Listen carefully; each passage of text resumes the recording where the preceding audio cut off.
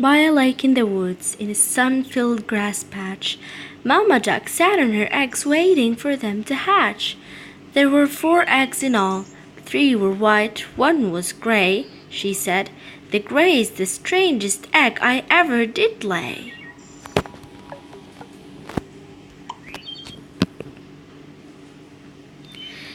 Three yellow ducklings came out of their shells with a quack, but the gray egg took much longer than the others to crack. When the duckling came out the day after his brothers, he was big, fat, and gray. He didn't look like the others.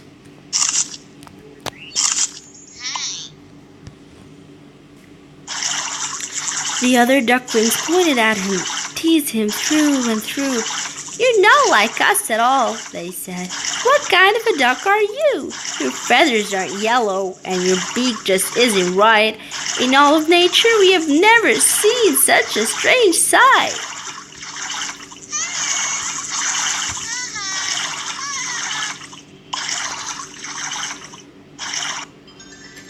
The ugly duckling was alone, and sadness filled his face. He thought, "Maybe I'll go and find some friends in another place." He packed some crumbs and held his head up high, and went off the next morning when the sun rose in the sky.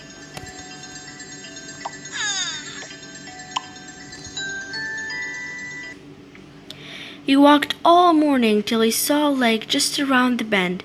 He found 2 geese and thought, "Maybe they'll have me as their friend." But they said, "You're no friend, Gray Duck. With you we will not play." They wouldn't even talk to him as they laughed and swam away.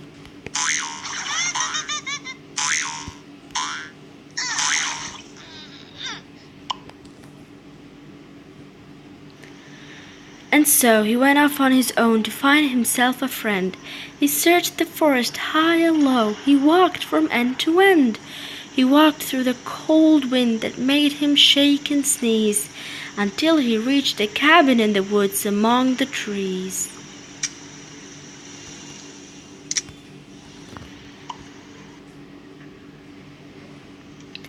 Inside the cabin lived a little rooster and a cat, and by the stove in a big chair a nice old granny sat. "Who are you, strange bird?" they all asked. "You don't look like a duck, but maybe you'll lay eggs for us. Perhaps you'll bring us luck." The duckling was upset and stood as silent as a mouse. He knew that there were no friends for him in this little house.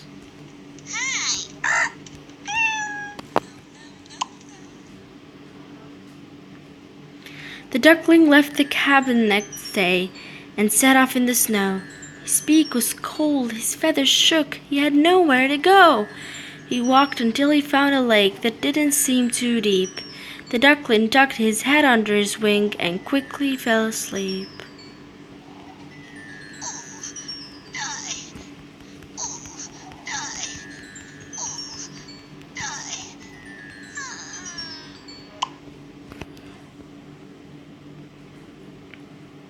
A farmer passed nearby and saw the duckling sleeping there.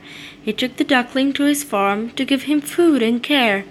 The children played with him. They washed his feathers, cleaned his feet. They even packed a small bag for him filled with yummy things to eat.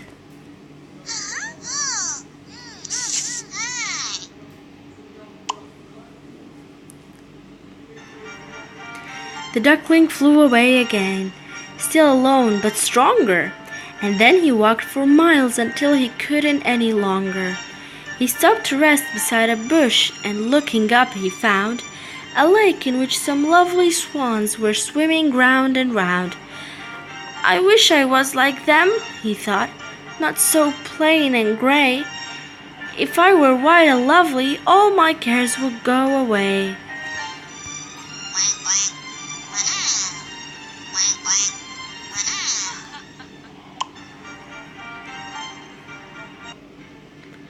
With every day that passed, the little duckling grew and grew.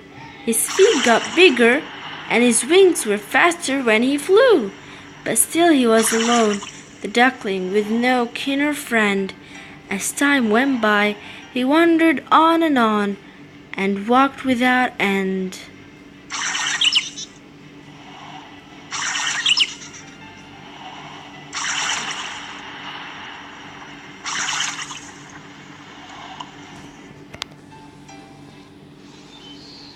One day he stood between the flowers on the water's shore, and once again he saw pretty swans he'd seen before.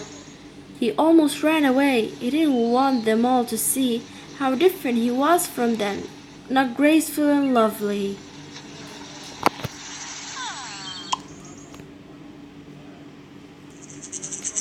But how surprised he was when they came forth and said, "Hello, our brother, won't you play with us? Where have you been? Don't go!" The duckling could not understand how everything had changed, that suddenly he had new friends. It felt a little strange.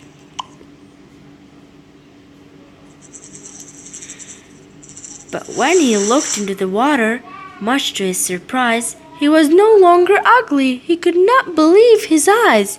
His neck was long, his feathers were white, his feet were slim and strong. He'd never been a duck at all. He was a lovely swan.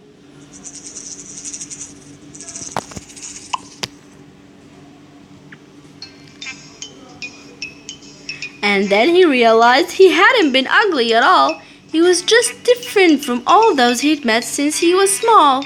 He joined the swans and lives with them until this very day, and everyone who meets him is his friend and wants to play. So now you know that even if you're different from the rest, you may grow up to be a lovely swan, the very best.